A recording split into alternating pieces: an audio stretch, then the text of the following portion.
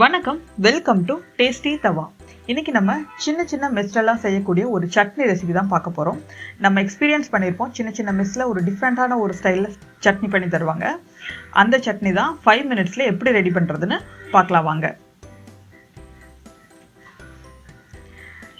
ஒரு mixer jar எடுத்துக்கோங்க. நம்ம எப்போவுமே நம்ம ஃபேமிலிக்கு தேங்காய் சட்னி அரைப்போம் இல்லையா, அதே மாதிரி அதே அளவில் தேங்காய் சட்னிக்கு நம்ம ஃபஸ்ட்டு தேங்காயும் பொட்டுக்கடலையும் சேர்த்துக்குவோம். அதே அளவில் நீங்கள் சேர்த்துக்கோங்க.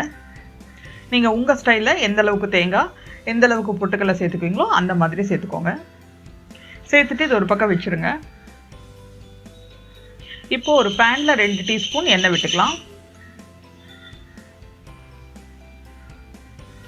எண்ணெய் சூடானதுக்கப்புறமா 2லேருந்து 3 தக்காளி எடுத்துக்கோங்க. இந்த மாதிரி பாதியாக கட் பண்ணி போட்டுக்கோங்க. ரொம்ப ஃபைனாக கட் பண்ணணும் அப்படிங்கிற அவசியம் இல்லை. இது 1 நிமிஷம் நல்லா வதக்கி விட்டுக்கலாம். இந்த தக்காளி ரொம்ப வதங்கிடக்கூடாது. அந்த மேல் தோல் கொஞ்சம் அந்த அவுட்டர் ஏரியா மட்டும் நல்லா ரோஸ்ட் ஆனால் போதும். 1 நிமிஷம் இந்த மாதிரி தக்காளி வதக்கி எடுத்துக்கலாம். இப்போ இது கூட 4-5 சின்ன வெங்காயம் 4-5 பூண்டு சேர்த்துக்கலாம். இதையும் அதே மாதிரி ரொம்ப வதக்கக்கூடாது, கொஞ்சம் லேசாக வதங்கினா போதும். அதுதான் இந்த சட்னியோட ஸ்பெஷாலிட்டியே. கொஞ்சம் அந்த பச்சைத்தன்மை இருக்கணும். இப்போ பாருங்கள், இந்த அளவுக்கு நல்லா வதங்கி வந்துருச்சு. இப்போ காரத்துக்கு தகுந்த மாதிரி 4லிருந்து 6 வரமிளகாய் வரைக்கும் சேர்த்துக்கலாம். கொஞ்சம் புளி சேர்த்துக்கிறோம். சேர்த்து இதையும் 1 நிமிஷம் வதக்கிடுங்க. டோட்டலாகவே இது ஒரு 4லிருந்து 5 நிமிஷம் வதக்கினா போதும். சிம்லேயே வச்சு பண்ணுங்க. போதும், இந்த அளவுக்கு வதங்கினா போதும்.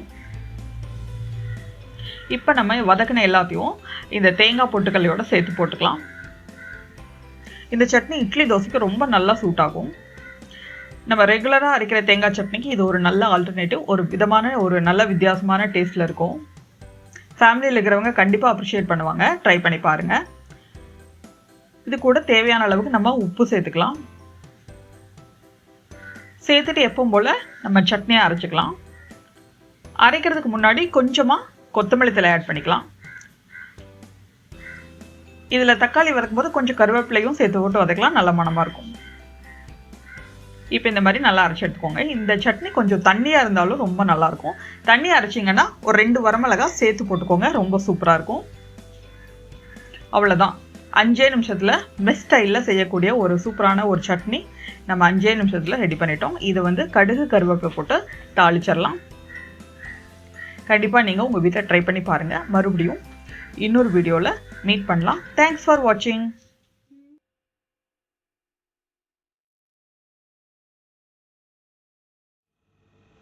இந்த ரெசிபியை ட்ரை பண்ணி பாருங்கள். பிடிச்சிருந்தா லைக் பண்ணுங்கள், கமெண்ட் பண்ணுங்கள், ஷேர் பண்ணுங்கள், சப்ஸ்கிரைப் பண்ணுங்கள். கூடவே பெல் ஐக்கானையும் கிளிக் பண்ணிடுங்க. தேங்க்ஸ் ஃபார் வாட்சிங்.